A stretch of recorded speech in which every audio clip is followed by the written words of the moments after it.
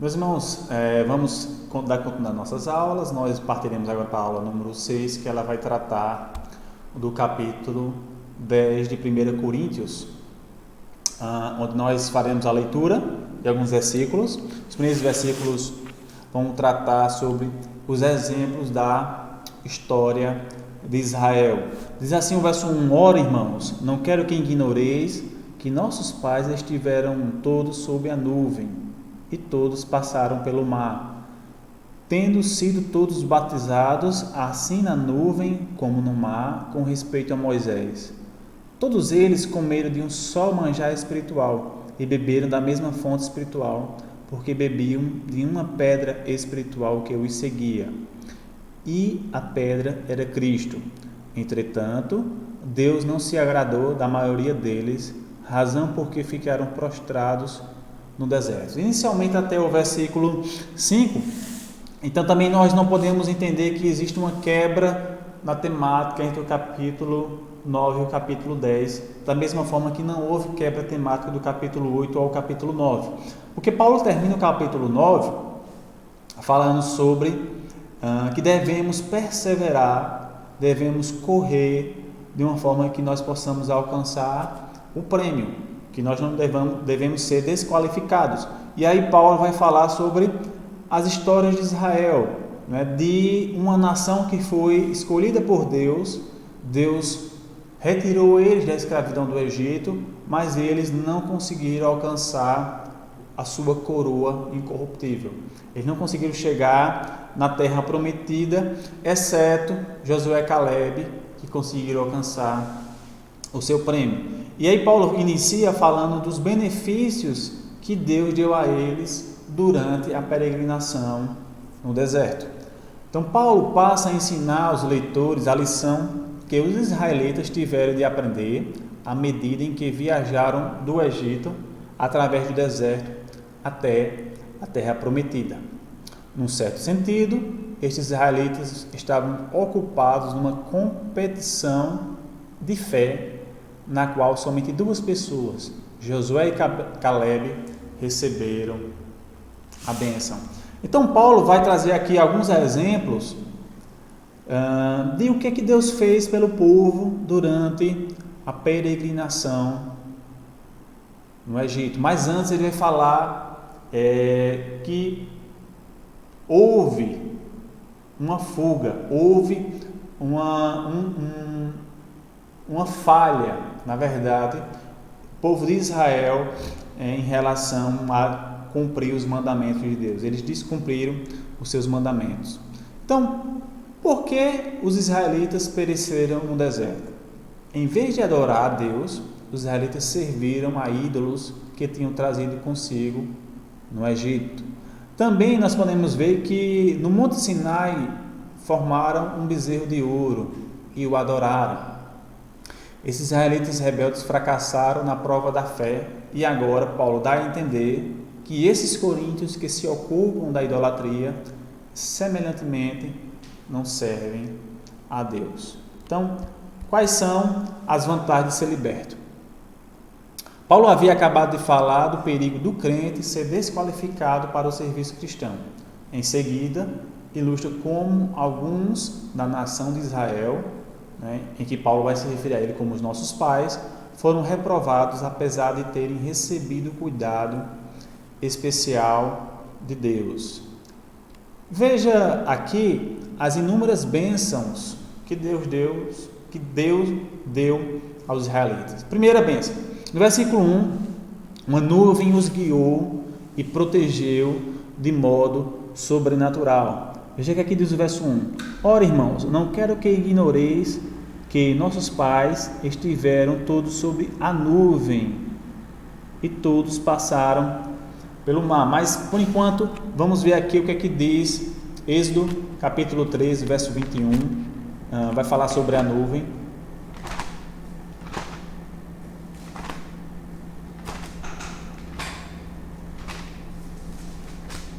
Êxodo 13, 21 e 22, diz assim: O Senhor ia adiante deles durante o dia numa coluna de nuvem para os guiar pelo caminho, durante a noite numa coluna de fogo para os alumiar, a fim de que caminhassem de dia e de noite. Então, como todos já sabem, durante a peregrinação pelo deserto, o deserto tem algumas características de ser muito quente durante o dia, então existia ali uma nuvem protegendo o povo de Israel, e também muito frio durante a noite, existia ali uma coluna de fogo, com o objetivo de poder proteger e guiar o povo de Israel. Também nós podemos ver no verso 1 que todos eles passaram pelo mar, e aí a referência é Êxodo 14, verso 15 ao verso 22, diz assim: disse o Senhor a Moisés: por que clamas a mim? Dize aos filhos de Israel que marchem, e tu levanta o teu bordão, estende a mão sobre o mar e divide-o, para que os filhos de Israel passem pelo meio do mar seco. Eis que endurecerei o coração dos egípcios, para que vos sigam e entrem nele. Serei glorificado em Faraó e em todo o seu exército,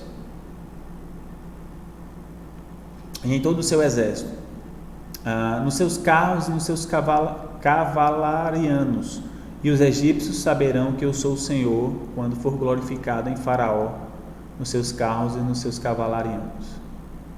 Então o anjo de Deus, que é adiante do exército de Israel, se retirou e passou para trás deles. Também a coluna de nuvem se retirou de diante deles e se pôs atrás deles, e ia entre o campo dos egípcios e o campo de Israel. Verso 21. Então Moisés estendeu a mão sobre o mar, e o Senhor, por um forte vento oriental que soprou toda aquela noite, fez-se retirar-se o mar, e se tornou terra seca, e as águas foram divididas. Somente até aí, vocês podem depois ler com mais calma essa passagem, mas eles passaram pelo Mar Vermelho, como o texto já diz, com os pés secos. Capítulo 10, verso 2 vai nos falar que eles foram batizados com respeito a Moisés, e a gente pode entender que Moisés é um tipo de Cristo. Então eles aceitaram Moisés como líder, então deixando bem claro que Cristo também era o seu líder. No capítulo 10, verso 3, diz: todos eles comeram de um só manjar espiritual. Então, aqui o texto vai falar do maná que Deus derramava todos os dias ao povo de Israel, com exceção do sábado, e todos os dias eles tinham que recolher o maná suficiente para um único dia, com exceção da sexta-feira, que ele recolhia para a sexta e o sábado, e demonstrando que Deus, ele cuidava do seu povo e que o povo de Israel dependesse diretamente de Deus. Então, a dependência de poder recolher somente o suficiente para um dia, para que eles não pudessem achar que eles estavam vivendo por conta própria. O verso 4 diz assim: e beberam da mesma fonte espiritual, porque bebiam de uma pedra espiritual que os seguia, e a pedra era Cristo.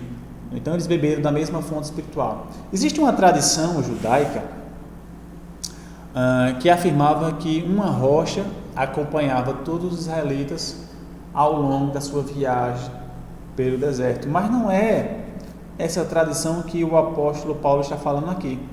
Ele fala que não era uma pedra literalmente, mas sim era Cristo, né? E em muitas citações nós vemos que Cristo se refere, né, como uma pedra angular, ou é referido como uma pedra angular. Então, essa rocha que acompanhava o povo de Israel no deserto, derramando bênçãos espirituais, era Cristo. Porém, nós podemos perceber a partir do verso 5 que o povo de Israel, mesmo tendo todos esses benefícios, eles não obedeceram a Deus. Os pecados cometidos pelos israelitas sob a liderança de Moisés tinha paralelos com os que eram cometidos na comunidade de Corinto. Então, no verso 6 nós podemos ver o pecado da cobiça. Diz assim o verso 6: ora, estas coisas se tornaram exemplos para nós, a fim de que não cobicemos as coisas más como eles cobiçaram. Então, quando preferiram a comida do Egito ao maná oferecido por Deus, o texto de Números vai deixar bem claro que eles murmuravam porque eles se tinham saudade das comidas que tinha lá no Egito. E isso fez com que Deus se entristecesse em relação ao povo de Israel, porque Deus preparava aquele alimento todos os dias. Verso 7: não vos façais, pois, idólatras como alguns deles, porque está escrito: o povo assentou-se para comer e beber e levantou-se para divertir-se. E aí o texto é bem claro que em Êxodo 32 eles construíram um bezerro de ouro. Eu queria que a gente pudesse voltar lá para Êxodo 32.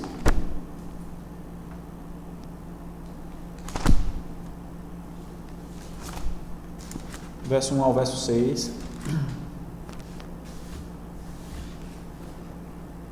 Diz assim a palavra de Deus: mas, vendo o povo que Moisés tardava em descer do monte, acercou-se de Arão e lhe disse: levanta-te, faz-nos deuses que vão adiante de nós, pois quanto a este Moisés, o homem que nos tirou do Egito, não sabemos o que lhes terá sucedido. Disse-lhe Arão: tirai as argolas de ouro das orelhas de vossas mulheres, vossos filhos e vossas filhas, e trazei-mas. Então todo o povo tirou das orelhas as argolas e as trouxe a Arão. Este, recebendo-as das suas mãos, trabalhou o ouro com buril e fez dele um bezerro fundido. Então disseram: são estes, ó Israel, os teus deuses que me tiraram da terra do Egito. Então Moisés estava ali no monte recebendo os mandamentos de Deus, e o texto deixa bem claro aqui, né, que ele tardou em descer do monte, e o povo de Israel se achou abandonado por Deus, se achou abandonado por Israel, por Moisés, e ali eles construíram um bezerro de ouro. E o texto é bem claro que Deus se enfureceu naquele dia sobremaneira. Então, no versículo 8, nós podemos entender que houve imoralidade por parte dos israelitas, né? Então, eles se prostituíram com as filhas dos moabitas.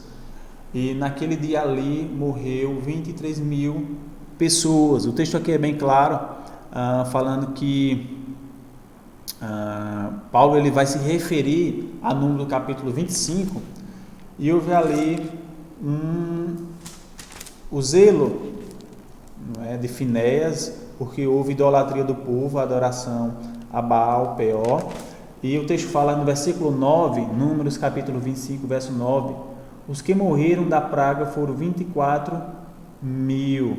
E aqui o texto do Novo Testamento, aqui em 1 Coríntios, fala de 23 mil. Então a gente pode entender essa divergência de números, porque aqui em 1 Coríntios capítulo 10, Paulo vai falar um só dia.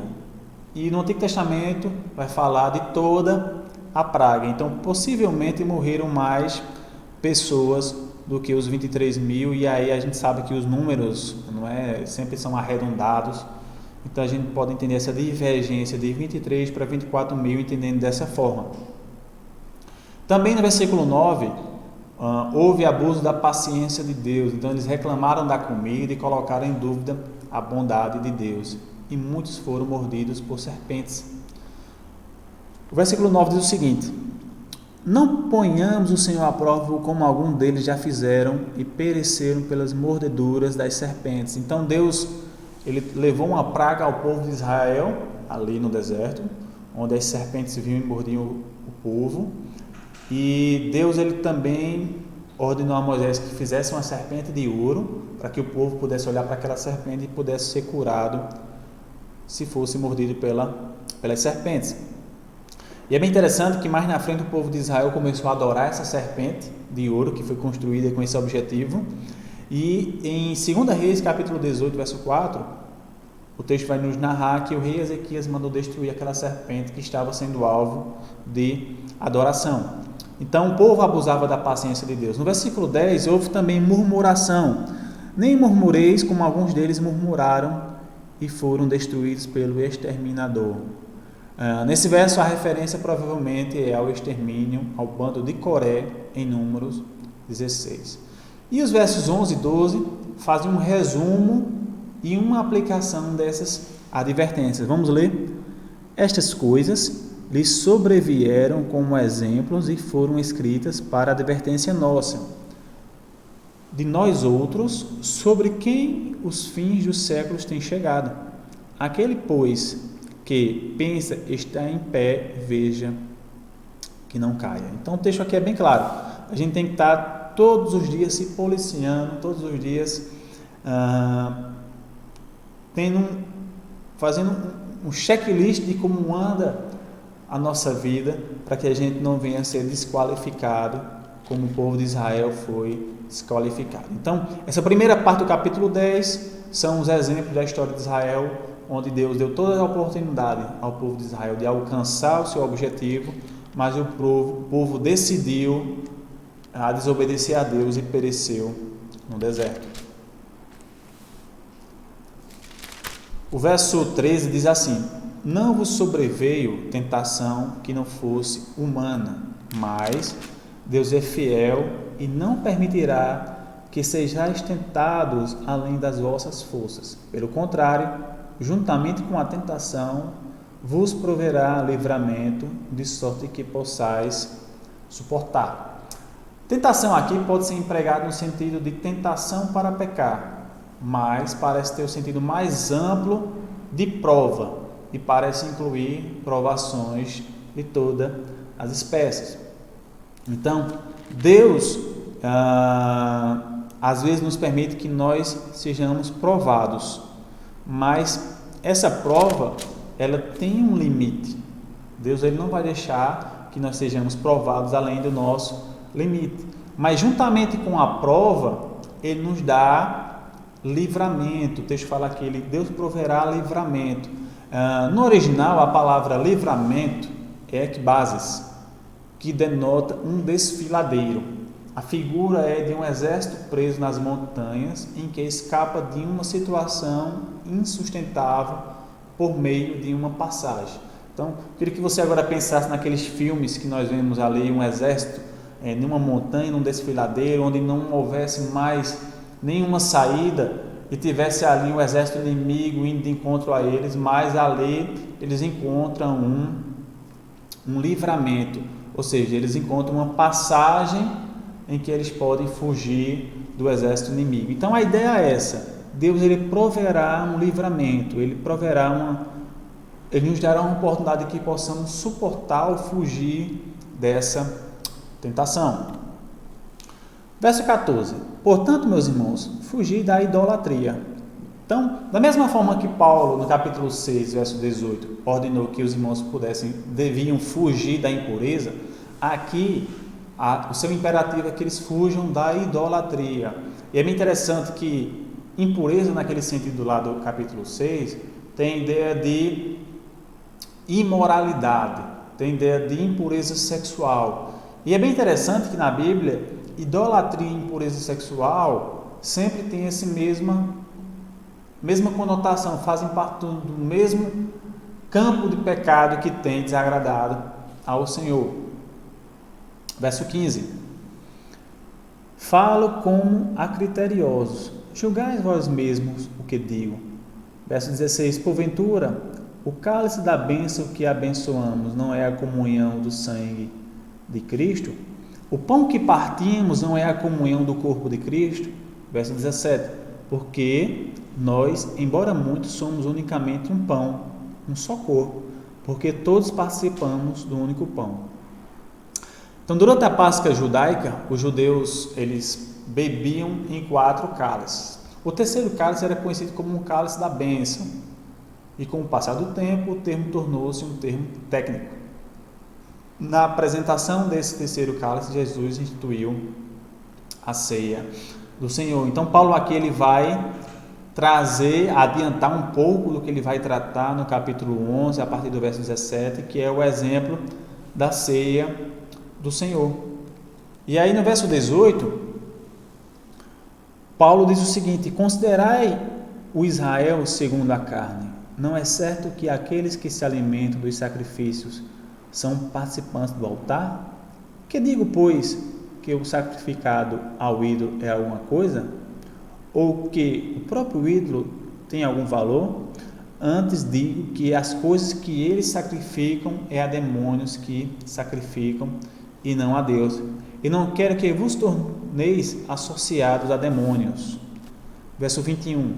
Não podeis beber o cálice do Senhor e o cálice dos demônios? Não podeis ser participantes da mesa do Senhor e da mesa dos demônios? Ou provocaremos eles no Senhor? Somos, acaso, mais fortes do que Ele? Meus irmãos, Paulo aqui vai falar sobre o povo judeu, o Israel segundo a carne, e afirma que os que recebem o alimento do sacrifício entram em comunhão com tudo o que o altar representa. Então, dos versos 18 aos versos 22, Paulo vai nos apresentar que a idolatria ela é demoníaca. Veja que interessante. O texto anterior nos falou, no capítulo 8, que comida sacrificada a ídolos, ela deveria ser rejeitada para que não pudesse trazer escândalo aos fracos na fé. Paulo ali deixa bem claro que se alguém for ao mercado da cidade, ou se alguém for ali chamado para comer na casa de algum outro cidadão, poderia muito bem comer daquela comida, contanto que não perguntassem a origem daquela comida. Já aqui no capítulo 10, verso 18 ao verso 22, Paulo vai se referir àquelas pessoas que têm a consciência de que essa comida ela já foi sacrificada a ídolos. Então veja que diferença. Se você for chamado para jantar na casa de alguém, você não deve perguntar a origem daquela comida, coma normalmente, não tem problema algum. Mas se você souber de alguma forma, se o dono daquela casa, o anfitrião, lhe afirmar que aquilo ali foi oferecido a demônios ou a ídolos, então aí sim você deve evitar de comer.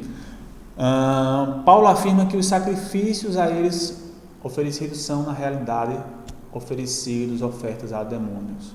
Então, sacrifícios ofereceram aos demônios, não a Deus. É o que diz Deuteronômio, capítulo 32, o verso 17. Então, Paulo ele traz essa recomendação, que se algum coríntio souber que aquela comida é oferecida a demônios, eles não devem participar daquilo ali, não é? Porque isso vai trazer ira do Senhor.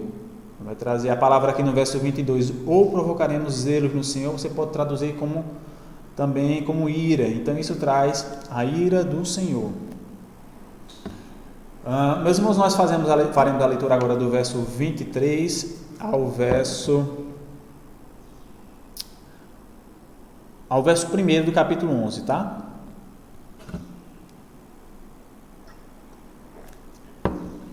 Todas as coisas são lícitas, mas nem todas convêm. Todas são lícitas, mas nem todas edificam. Ninguém busca o seu próprio interesse, e sim o de outrem. Come de tudo que se vende no mercado, sem nada perguntar-lhes por motivo de consciência. Porque do Senhor é a terra e a sua plenitude. Se alguém dentre os incrédulos vos convidar e quiserdes ir, comei de tudo o que for posto diante de vós, sem nada perguntardes por motivo de consciência. Porém, se alguém vos disser, isto é coisa sacrificada a ídolo, não comais, por causa daquele que vos advertiu e por causa da consciência. Consciência, digo, não a tua propriamente, mas a do outro, pois, porque há de ser julgada a minha liberdade pela consciência alheia? Se eu participo com ações de graças, porque hei de ser vituperado por causa daquilo que dou graças? Portanto, quer comais, quer bebais, ou façais outra coisa qualquer, fazei tudo para a glória de Deus. Não vos torneis causa de tropeço nem para judeus, nem para gentios, nem tampouco para a igreja de Deus. Assim como também eu procuro em tudo ser agradável a todos, não buscando o meu próprio interesse, mas o de muitos, para que sejam salvos. Capítulo 11, verso 1, que faz parte ainda da passagem anterior. Sede meus imitadores, como também eu sou de Cristo. Meus irmãos, do verso 23, Paulo volta a repetir o slogan, o lema que ele já tinha se referido no capítulo 6, verso 23, que era um ditado popular que existia ali na região da Acaia, na cidade de Corinto. Eles conheciam muito bem esse ditado popular. Todas as coisas são lícitas, mas nem todas convêm. Todas são lícitas, mas nem todas edificam. Então, no verso 23, Paulo volta a repetir o slogan, mas ele irá aplicá-lo, nesse caso aqui, a questão de comer carne vendida no mercado. Então, podemos, através dessa passagem, entender que, verso 23, a edificação deve estar acima do que é lícito. Então, o que é que diz o verso 23? Todas as coisas são lícitas, mas nem toda convém. Então, por mais que o crente coríntio, ele soubesse que era lícito comer, nem tudo convém porque não traz edificação. No verso 24, o próximo deve estar acima de si mesmo. Ninguém busca o seu próprio interesse, sim o do outrem. Essa palavra outrem você pode traduzir por outros. Então, ninguém busca o seu próprio interesse, mas busque o interesse do outro. Letra C, a liberdade deve estar acima do legalismo. Verso 25 e 27. Se algum dentre os incrédulos vos convidar e quiser dizer, comei de tudo que for posto diante de vós, sem nada perguntardes por motivo de consciência. Porém, se alguém vos disser, isto é coisa sacrificada a ídolo, não comais, por causa daquele que vos advertiu e por causa da consciência. Então, você tem essa liberdade e ela deve estar acima do legalismo.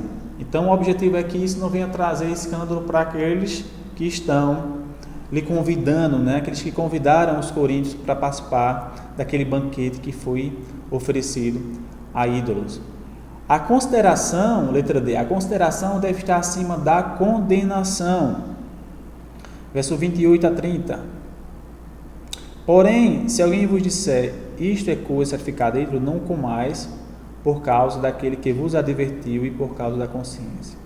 Consciência, digo, não a tua propriamente, mas a do outro. Pois, por que há de ser julgada a minha liberdade pela consciência alheia? Se eu participo com ações de graças, porque hei de ser vituperado por causa daquilo que dou graças. Então, a consideração deve estar acima da condenação. Qual o propósito da liberdade cristã? Em primeiro lugar, devemos fazer tudo para a glória de Deus. Então, Paulo deixa bem claro aqui esse versículo que é muito conhecido de todos nós. Portanto, quer comais, quer bebais ou façais outra coisa qualquer, fazei tudo para a glória de Deus. Então, se você trabalha, se você estuda, se você está na igreja, o seu objetivo deve ser fazer tudo para a glória de Deus. Nós devemos procurar ser agradáveis a todos, versos 32 e 33. Não vos torneis causa de tropeço nem para judeus, nem para gentios, nem tampouco para a igreja de Deus. Assim como também eu procuro em tudo ser agradável a todos, não buscando o meu próprio interesse, mas o de muitos para que sejam salvos. Então, devemos ser agradáveis a todos, devemos também buscar o interesse dos outros. E para terminar, Paulo vai deixar aqui um exemplo, no verso 33 e no verso 1 do capítulo 11, que é ser agradável a todos, não buscando o seu interesse. E Paulo ele conclui o seu argumento, se apresentando como um exemplo de tudo isso, e ele diz que ele segue esse exemplo do próprio Cristo. Meus irmãos, para finalizar a conclusão, diz o seguinte no nosso slide: quando somos responsáveis no uso da liberdade cristã, somos ao mesmo tempo imitadores de Cristo, o supremo exemplo de alguém que colocou do lado os seus direitos em favor dos outros, o único que a si mesmo se esvaziou, assumindo a forma de servo, e a si mesmo se humilhou, tornando-se obediente até a morte. E por essa razão que Paulo convoca os cristãos a serem seus imitadores, como ele é de Cristo. Nós podemos entender que esse capítulo ele conclui de uma forma grandiosa, porque nós devemos exercer nossos limites com responsabilidade. Nós temos liberdade cristã e essa liberdade ela deve ser exercida não pensando em mim mesmo, mas pensando primeiramente no meu próximo. Então, nosso objetivo, uma aplicação para a aula de hoje, é que tudo que a gente venha fazer seja para a glória de Deus e com o objetivo de fortalecer aqueles irmãos que são fracos na fé. Então, a questão de quanto tempo de igreja é necessário para que o irmão ele seja forte na fé, então isso é muito relativo. Nós já comentamos em sala de aula, tem crentes que com 1 ano, 2 anos já podemos ver aspectos de pessoas fortalecidas, como também existem muitos crentes que têm muitos anos, décadas de igreja, mas ainda são muito imaturos, são muito fracos na fé. Então, nosso objetivo, através de nossa liberdade, através de nossas escolhas, é que possamos ajudar esse próximo, esses que são fracos na fé. Então, eu encontro vocês na próxima aula, que vai tratar do capítulo 11 de 1 Coríntios, que vai trazer 2 temas muito interessantes. O primeiro tema vai do verso 2 ao verso 16, que vai falar sobre o uso do véu na igreja de Corinto. E o segundo tema, que vai do verso 17 ao verso 34, que vai tratar sobre a ceia do Senhor. Então, encontro vocês na próxima aula. Que Deus abençoe. Fique com Deus.